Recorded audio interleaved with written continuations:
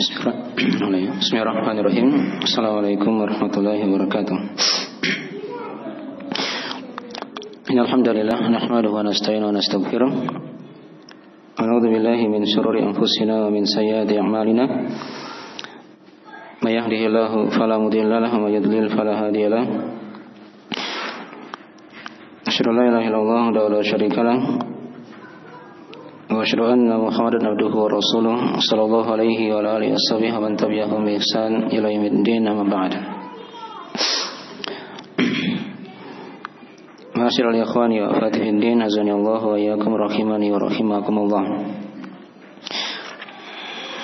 Pada malam hari ini kita akan lanjutkan pembahasan kita mengkaji kitab Fadlul Islam yang dikarang oleh Syekh Muhammad bin Abdul Wahhab An-Najri rahimahullahu taala. Ya, sudah kita terangkan dari dua sesi dari pendahuluan buku ini seputar judul buku dan pengarang buku ini juga, serta gambaran global dari buku yang kita akan kaji. Dan juga sudah kita terangkan dari cakupan dari keutamaan Islam yang mencakup dari Islam itu sendiri, agamanya. Yang kedua mencakup dari umat yang berpegang teguh dengan Islam yang benar. Dan yang ketiga itu mencakup dari umat Rasulullah sallallahu alaihi wasallam yang mengamalkan sunnah beliau sallallahu alaihi wasallam. Ya, itu ada tiga cakupan dari keutamaan Islam di situ ya. Dari hal yang mewarnai dari buku keutamaan Islam ini. Nah, jadi kadang kembali kepada agama, kadang kembali kepada umat Islam secara umum, dan kadang kembali kepada umat Islam yang memang berpegang teguh dengan keislaman yang benar. Ya. Jadi masing-masing itu punya keutamaan dibanding dengan yang lainnya. Kalau agama kan jelas, agama Islam ini dia punya keutamaan dibandingkan dengan agama-agama yang lain. Umat Islam juga seperti itu, dia punya keutamaan dibanding dengan umat-umat yang lainnya. Dan orang-orang yang berpegang teguh dengan Islam yang benar, ya, dengan sunnah Rasulullah SAW, menjauhi bid'ah, itu punya keutamaan dibandingkan dengan yang lainnya dari umat Islam yang tidak berpegang teguh dengan sunnah. Ya. Jadi dari cakupan keutamaan Islam yang akan mewarnai dari buku yang kita akan kaji ini. Baik. Dan juga sudah kita terangkan dari keutamaan mengkaji buku Fadlul Islam ini, keutamaan Islam. Ya. Ada beberapa keutamaan yang sudah kita terangkan. Dia merupakan sebab keteguhan seorang dalam beragama, dan juga dia merupakan sebab keistiqomahan, sebab seorang bisa mengikuti sunnah Rasulullah dan menjauhi bid'ah. Ya, karena buku ini selain dia menerangkan keutamaan Islam, dia juga menerangkan tentang ciri Islam itu dan ciri dari sunnah Rasulullah sallallahu alaihi wasallam, dan sekaligus akan diterangkan tentang lawan dari Islam atau lawan dari sunnah ya, yaitu bid'ah. Ya. Jadi arahnya memang mengarah kepada metode beragama, manhaj dalam beragama. Baik. Itu di antara dari hal yang sudah diterangkannya pada pertemuan sebelumnya. Nah, sekarang kita akan masuk di bab yang pertama di bukunya di halaman 5 ya, dari buku panduan.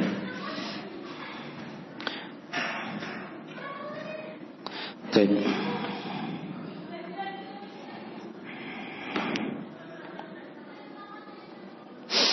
Di bab yang pertama kata beliau rahimahullah taala, babu fadlul Islam, bab tentang keutamaan Islam. Di sebagian cetakan di situ ada tambahan Bismillahirrahmanirrahim. Ya, wabihi atau bihi nasta'inu. Ya, ada di sama antum cetakan itu? Hah? Tidak ada? Tidak ada kata Bismillahirrahmanirrahim?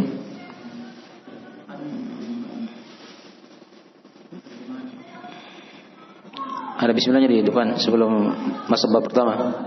Oh ya ada ya. Ya. Jadi dari kebiasaan penulis rahimahullah taala ya, memulai bukunya dengan Bismillahirrahmanirrahim. Ya. Bismillah kan dimaklumi ya. Bismillah itu maknanya dengan nama Allah. Dan Allah adalah yang disembah atau yang diibadahi oleh seluruh makhluk. Itu yang diterangkan oleh Ibn Abbas.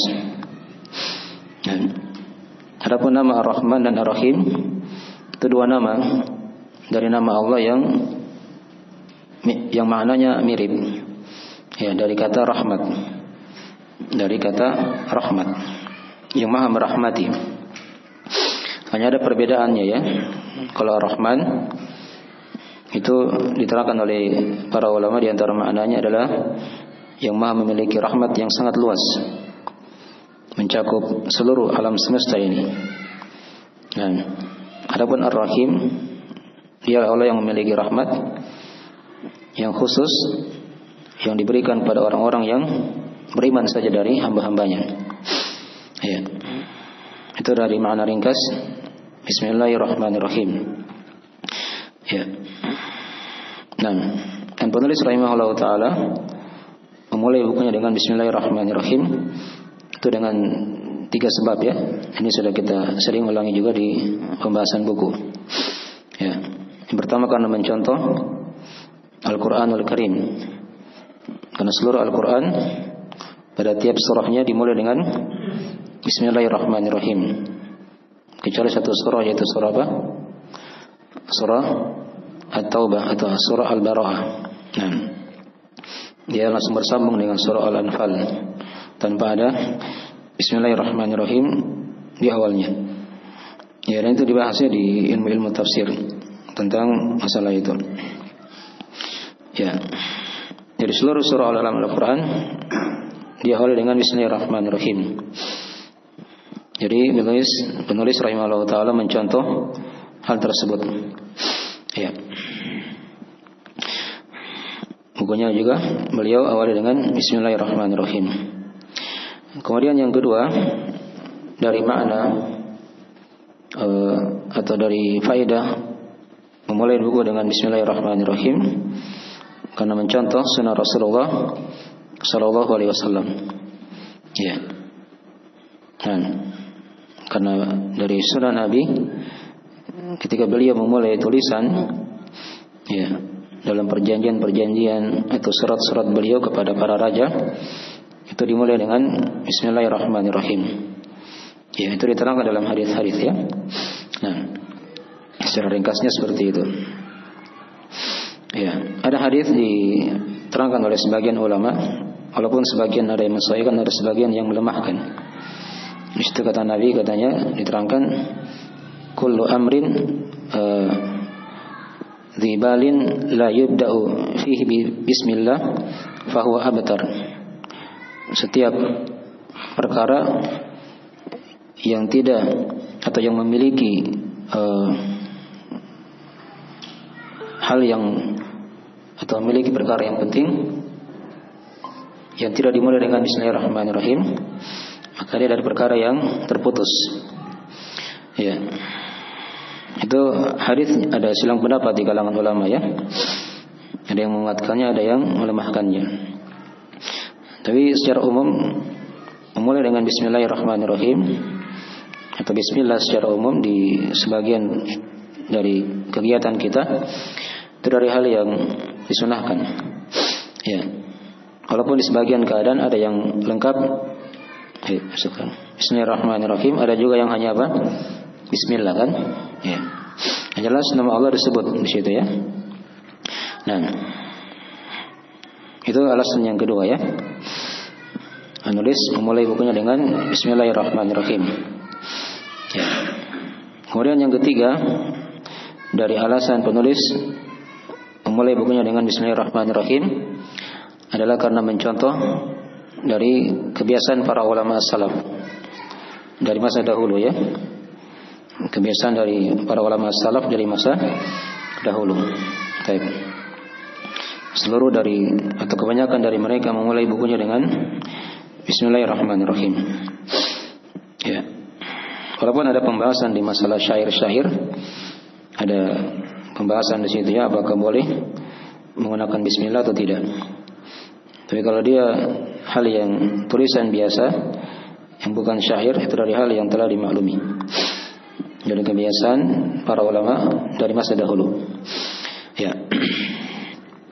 Sekarang kalimat Bismillahirrahmanirrahim, dengan nama Allah yang Maha Merahmati dengan rahmat yang luas dan yang Maha Merahmati dengan rahmat yang khusus untuk orang-orang yang beriman. Ini dalam bahasa Arab dia dikatakan susunan jar majrur yang dia punya keterkaitan. Ya, yang punya keterkaitan. Tapi di sini tidak ditulis ya keterkaitannya. Ya. Nah, kalau para ulama yang lain itu menerangkan jar majrur itu dia terkait dengan kalimat yang dihilangkan. Ya, yaitu aku menulis. Gitu kan? Jadi bismillah aku menulis. Gitu ya. Nah, hanya kan dihilangkan dia karena sudah dimaklumi, tidak ditulis. Ya. Dan jar majrur ini Bismillahirrahmanirrahim itu dikedepankan. Dikedepankan dia ya, baru fiilnya di belakang. Aku menulis. Ya sama kan antum juga kalau misalnya mau berjalan kan, kita bilang Bismillah, tapi kadang tidak disebut aku berjalan, gitu kan? Aku naik kendaraan, dan seterusnya kan? Nah, itu karena sudah dimaklumi oleh orang yang mengucapkannya. Dipaham ya? Jadi mereka tidak sebut lagi karena memang sudah diniatkan. Ya, dia mau bikin apa kan? Bekerja apa? Bismillah, gitu kan? Dia mau kerja apa begitu. Walaupun tidak disebut, itu adalah hal yang sudah dimaklumi. Ya sama dengan kalau orang menulis, misalnya kayak di sini ya, penulis ingin menulis bukunya, ya dimulai dengan Bismillahirrahmanirrahim. Ya, itu kan beliau sudah niatkan untuk menulis buku. Ya, jadi tidak ditulis aku menulis karena sudah dimaklumi, sudah dimaklumi. Jelas ya? Baik. Itu dari mana ya? Tapi kenapa sekarang Bismillahnya dikedepankan daripada kata kerjanya aku menulis? Ini kata para ulama dengan dua faedah. Dengan dua faedah. Ya. Faedah yang pertama untuk mencari berkah. Mencari berkah. Ya. Jadi ketika nama Allah disebut duluan, Bismillahirrahmanirrahim, baru dia katakan di belakangnya aku menulis, ya, maka itu dari hal yang diharapkan keberkahan padanya, karena dia mengedepankan nama Allah Subhanahu wa Ta'ala. Ya, itu faedah yang pertama. Faedah yang kedua, kata para ulama, dikedepankan Bismillahnya daripada kata kerjanya, ya, itu karena untuk menunjukkan pengkhususan, ya, menunjukkan apa? Pengkhususan. Artinya hanya dengan nama Allah aku apa? Menulis. Ya. Dia mohon pertolongan kepada Allah Subhanahu wa Ta'ala. Jelas ini ya? Baik. Dari dua faedah ya. Ya. Kenapa Bismillahnya lebih didahulukan daripada kata kerjanya? Ya. Tapi kan kadang kata kerja lebih didahulukan juga di awal kadang kan daripada apa? Bismillah. Ya. Sama kan dengan ayat di surah Al-Alaq itu kan? Iqra bismi rabbikal ladzi khalaq. Bacalah dengan nama Rabbmu. Nah, di situ kata kerjanya di mana? Di awal atau di belakang? Hah? Di awal kan? Nah, Iqra bismi rabbikal ladzi khalaq. Bacalah dengan nama Rabbmu, gitu kan? Tapi kalau ini tidak. Ini kata para ulama dikedepankan bismillahnya. Ya, bismillah aku apa? Menulis misalnya kan? Bismillah aku mengarang, ya. Bismillah aku berjalan dan seterusnya begitu ya. Baik. Mungkin dari mana-mana ya. yang diterangkan oleh para ulama. Baik. Jadi seperti itu ya. Bismillahirrahmanirrahim. Kemudian di sebagian cetakan ada kalimat bihi nasta'inu. Dengannya aku memohon pertolongan. Itu tampak jelas ya dari apa yang kita terangkan tadi. Ya. Nah, isti'anah itu dari ibadah ya, yang sangat agung, yang bergandengan dengan ibadah yang besar, yaitu at-tauhid. Yang sering kita bacakan di dalam Al-Quran, di surah Al-Fatihah, setiap salat kita. Iyyaka na'budu wa iyyaka nasta'in. Hanya kepadamu ya Allah aku beribadah, dan hanya kepadamu lah aku memohon pertolongan. Ya. Jadi isti'anah itu dia memohon pertolongan kepada Allah, disertai dengan perendahan diri, ya, pengagungan kepadanya, ya, pemuliaan dan pembesaran. Itu yang namanya isti'anah.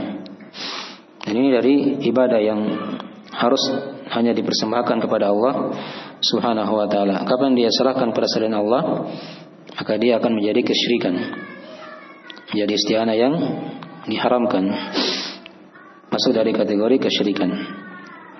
Ya. Tapi kan dibahas juga di buku-buku akidah ya. Isti'anah itu kan ada juga yang dibolehkan. Kalau dia minta tolong kepada makhluk kan, yang sudah dimaklumi dia mampu hidup, dia bisa menolong. Ya, itu tidak ada masalah ya. Nah, itu dibahas di rinciannya di buku-buku akidah. Pembagian isti'anah itu. Baik. Itu dari pendahuluan penulis ya. Bismillahirrahmanirrahim. Bihi nasta'inu. Baik.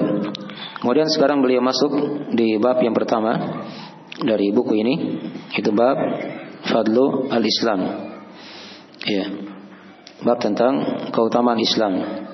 Ini sudah kita terangkan ya. Beliau menamakan judul bab yang pertama ini dengan keutamaan Islam, sama dengan judul bukunya. Itu kan dengan dua faedah kan sudah dibahas. Ya. Faedah yang pertama, beliau ingin isyaratkan kepada kita bahwasanya di tiap-tiap bab dari buku ini itu berisi keutamaan Islam. Ya. Di tiap-tiap bab, ini kan nanti ada 13 bab ya. Itu berisi keutamaan Islam semuanya. Ya. Kemudian kenapa beliau namakan bukunya dengan Fadlul Islam? Itu karena istimbat pada judul buku yang pertama ini. Ya. Langsung beliau terangkan bab keutamaan Islam. Jelas ya? Baik. Di ayat yang pertama, beliau bawakan situ ayat di surah Al-Maidah yang menjelaskan tentang keutamaan Islam. Ya, di sini ada 3 keutamaan yang kita akan terangkan ya. Islam itu adalah agama yang sempurna. Islam itu dia merupakan nikmat yang paling besar dalam agama. Dan Islam itu merupakan agama yang diridhai oleh Allah Subhanahu wa taala. Agama yang diridhai oleh Allah Subhanahu wa taala. Itu kesimpulan dari ayat yang pertama ini. Tapi kita lihat ayatnya, diterangkan oleh beliau rahimahullahu taala. Nah, qaulullahi ta'ala al-yawma akmaltu lakum dinakum wa atmamtu 'alaikum ni'mati wa raditu lakumul Islam madina. Ya. Dan firman Allah taala, al-yawma akmaltu lakum dinakum. Pada hari ini kata Allah, aku telah sempurnakan untuk kalian agama kalian. Wa atmamtu 'alaikum ni'mati. Dan aku telah cukupkan nikmatku atas kalian. Dan aku telah waraditu lakumul Islam madinah, dan aku telah ridhoi Islam ya untuk kalian sebagai agama. Ya. Jadi tadi sudah diterangkan ya, kesimpulan dari ayat ini terdapat 3 keutamaan Islam. Yang pertama, lafaz al-yawma akmaltu lakum dinakum. Islam itu adalah agama yang sempurna. Ya, tidak ada cacat, tidak ada kekurangan padanya. Nah, kemudian yang kedua, wa atmamtu 'alaikum ni'mati. Islam ini adalah nikmat yang paling besar. Ya. Nikmat yang paling besar dari Allah kepada seorang hamba. Ya, tatkala dia diberi keislaman. Nah, kemudian yang ketiga dari keutamaan Islam, Nah, Islam itu adalah agama yang diridhoi oleh Allah Subhanahu wa taala. Selain Islam tidak akan diridhoi oleh Allah Subhanahu wa taala.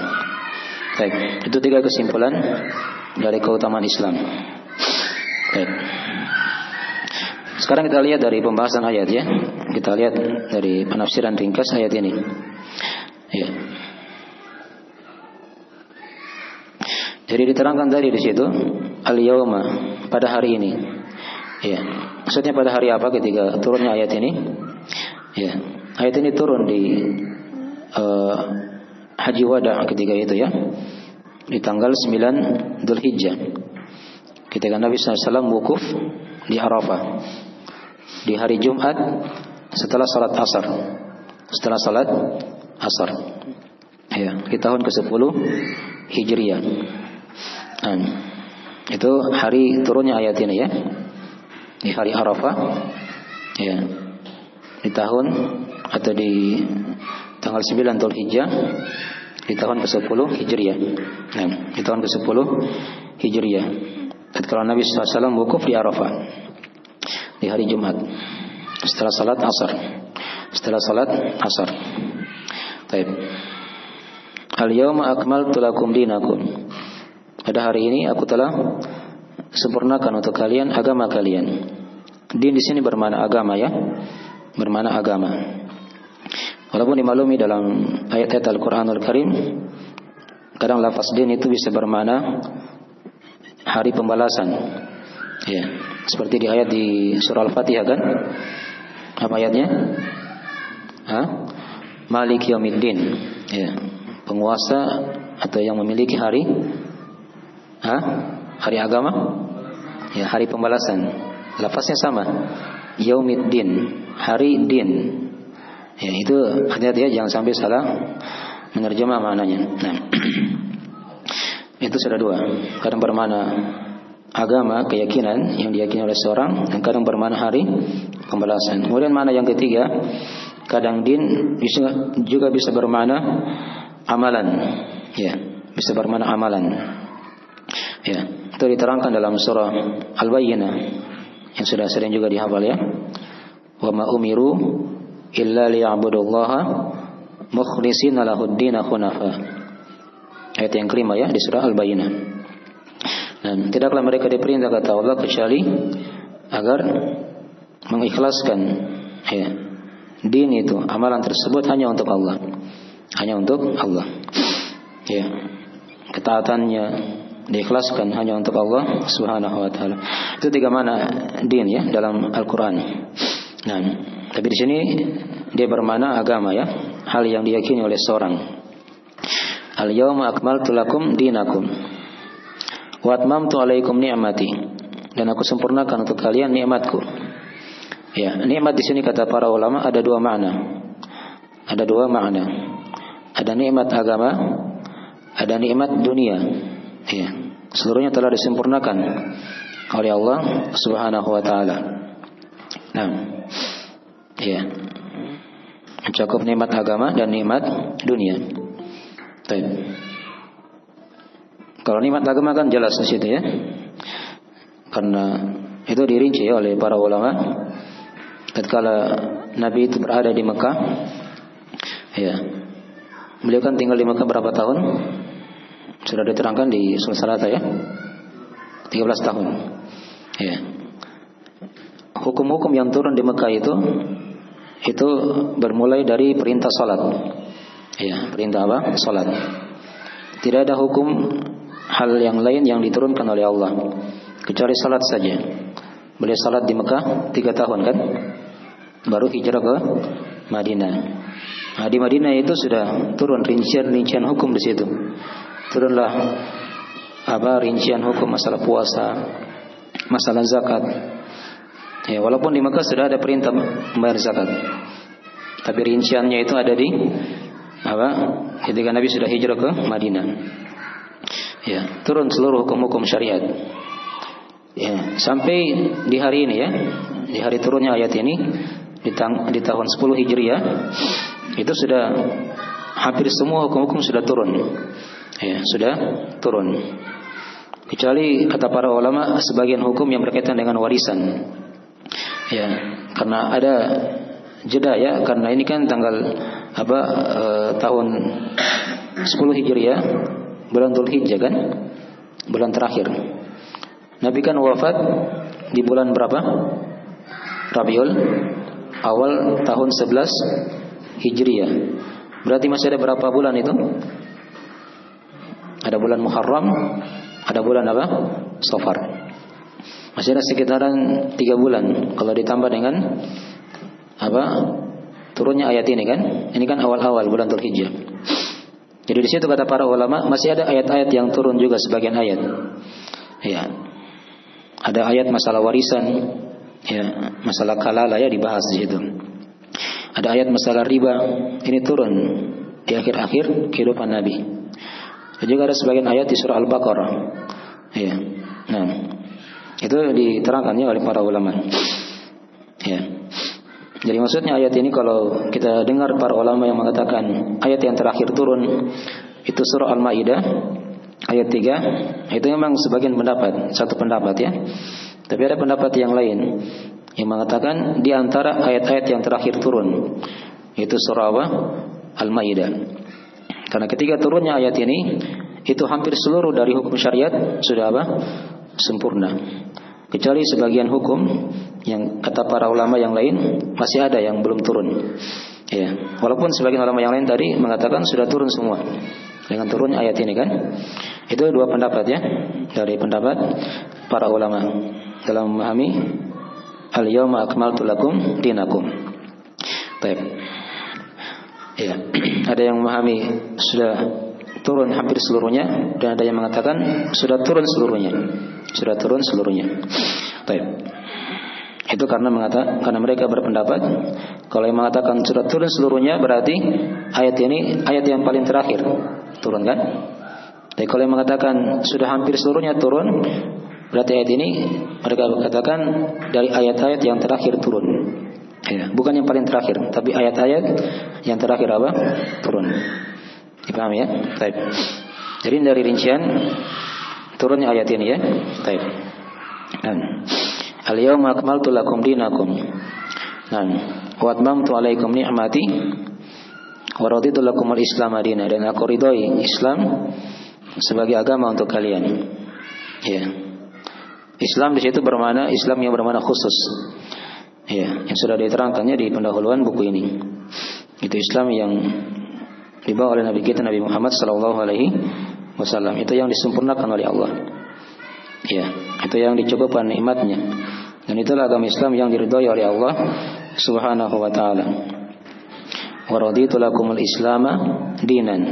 Dan aku ridhai kata Allah Islam sebagai agama untuk kalian. Sebagai agama untuk kalian. Ya. Ini ada kisah juga diterangkan oleh ahli tafsir ketika turunnya ayat ini ya. Diterangkan dalam hadis Umar bin Khattab. Ketika itu datang orang-orang Yahudi atau sebagian orang Yahudi, dia berkata kepada Umar bin Khattab, kata dia ketika itu diterangkannya, ya Amirul Mukminin, ayatun fi kitabikum taqra'unaha law alaina ma'syaral yahudi nazalat latakhadna dzalika al-yawma 'ida. Kata si Yahudi ini, ada ayat di kitab kalian yang kalian baca. Ya. Andai kata turun ayat itu pada kami orang-orang Yahudi, maka kami akan jadikan turunnya ayat itu sebagai hari raya. Sebagai hari raya. Ini ayat yang dimaksud adalah ayat yang telah kita bacakan ini. Ya. Kata Umar ketika itu, ayu ayat apa itu? Yahudi baca ayatnya. Yahudi baca ayatnya. Al-yawma akmaltu lakum dinakum sampai akhir tadi. Ya. Nah, kata Umar ketika itu, qala qad arafna dzalika al-yawm wal makana alladhi nazalat. Ya, nazalat fihi ala Nabi sallallahu alaihi wasallam wa huwa qa'imun bi Arafah yaum al-jum'ah atau yaum al-jum'ah. Ya. Kata Umar ketika itu, sungguh aku telah mengetahui atau kami telah mengetahui, kata Umar, hari apa ayat itu turun, ya, dan tempatnya di mana, serta dia turun di mana. Nah, dia turun di mana? Kepada Nabi sallallahu alaihi wasallam. Nah, Umar terangkan di situ. Ayat itu turun ketika Nabi sedang wukuf di Arafah, sedang berdiri di Arafah pada hari Jumat. Ya, ini jelas ya. Kalau di Arafah berarti turunnya di Mekah. Ya, di hari Jumat, dan dirinci tadi oleh para ulama yang lain setelah salat asar, ya, atau di waktu asar. Nah, jadi ini ayat yang sangat agung ya, yang menjelaskan tentang keutamaan Islam. Ya, menunjukkan agama kita adalah agama yang sempurna. Nah, kalau dia dikatakan sempurna, ini juga kata para ulama ada dua sisi di situ ya. Kalau mau dirinci lagi, ya, sesuatu yang dikatakan sempurna itu kan pasti padanya tidak ada kekurangan. Ya, pasti ada hal yang lebih. Itu satu keutamaan. Ya. Kemudian sisi yang kedua, ketika dia dikatakan sempurna, di sini kan siapa yang sempurnakan agama ini? Allah langsung kan? Itu beda. Kalau yang menyempurnakan manusia, ini yang menyempurnakan langsung dari Allah Subhanahu wa taala. Itu sisi keutamaan juga, kata para ulama ya. Dari sisi lafaznya itu sudah punya keutamaan, karena dia dikatakan sempurna, tidak ada kekurangan padanya. Nah, sisi yang kedua yang menyempurnakan di situ adalah Allah Subhanahu wa taala. Jelas ya? Langsung dari Allah Subhanahu wa taala yang menyempurnakannya. Ya. Jadi sudah kita simpulkan tadi ya. Dari faedah pokok ayat ini penjelasan tiga keutamaan Islam sekaligus. Ya. Islam adalah agama yang sempurna. Islam adalah nikmat yang paling besar dalam agama ini pada hamba, dan Islam yang merupakan agama yang diridhoi oleh Allah Subhanahu wa taala. Baik. Sekarang saya tanya di sini, keutamaan Islam di ayat ini kembali kepada apa ini? Agama atau pemeluknya? Kembali kepada agama itu kan? Jadi begitu ya, nanti kita akan lewat ayat-ayat dan hadis itu, nanti kita akan tanya. Ini kembali kepada apa ini? Kembali kepada agama atau kembali kepada pemeluk Islam itu? Atau kembali kepada orang yang berpegang teguh dengan agama Islam tersebut? Jelas ini ya? Baik. Jadi ini dari ringkasan ayat yang pertama dari penjelasan kitab keutamaan Islam ini.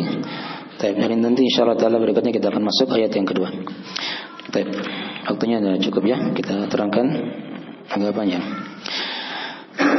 Baik. Waktunya sudah masuk, kita akhiri majelisnya. Nah, intinya kita tahu aja kesimpulan-kesimpulan faedah pokok. Kalau misalnya ada faedah tambahan nanti kita akan terangkan insyaallah taala di pertemuan berikutnya. Ya, insyaallah taala. Baik. Segera itu dari akhir majelis kita pada malam hari ini. Dan subhanakallahumma wa bihamdik asyhadu an la ilaha illa anta astaghfiruka wa atubu ilaik. Assalamualaikum warahmatullahi wabarakatuh.